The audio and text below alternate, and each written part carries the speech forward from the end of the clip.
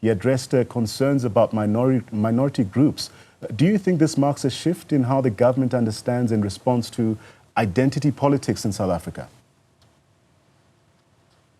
Good evening to you and your viewers at home.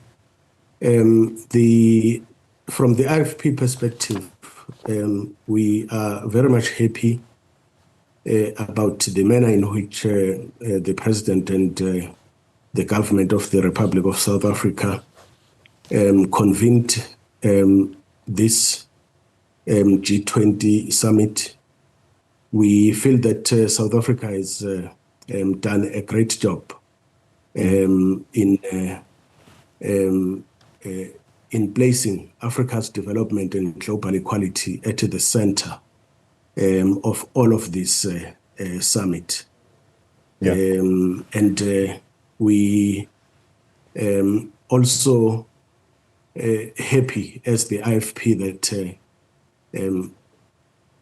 amongst many debt relief for developing countries formed part of the agenda. Global investment for climate action, it did form part of the agenda, and that managing critical minerals for shared prosperity was also part of the agenda in this summit. I think that all South Africans are aware that from time to time, parts of South Africa face disaster challenges. And as the IFP, we are happy that the issue of disaster prevention and recovery was also at the center of all of this. And most importantly, the issue of inclusive growth and job creation. All these issues forming part of the agenda of the G20 Summit, we feel that the President of the Republic and the government are at the right direction in putting South Africa at the center of the global map. Yeah. Before we let you go, I quickly want to get a sense of what the President said, or at least your view of what the President said about U.S. and South Africa relations. So beyond the President then calling allegations that there's a white genocide here in South Africa, calling them baseless and false, what do you think is the real subtext of his message to the U.S. here? I asked a similar question to Mr. Nkwankwa of the UDM. Is it a message of reassurance, frustration, or even a recalibration of U.S.-South Africa relations? Well, I feel that all of us who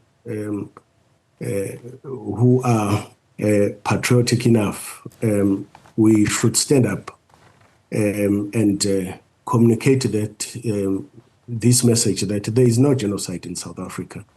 And from the IFP side, we feel that the President has been able to handle this matter in a very polite and focused manner, because it is unfortunate that this matter has come to this stage, but the President, President Ramaphosa, has been able to handle it very well.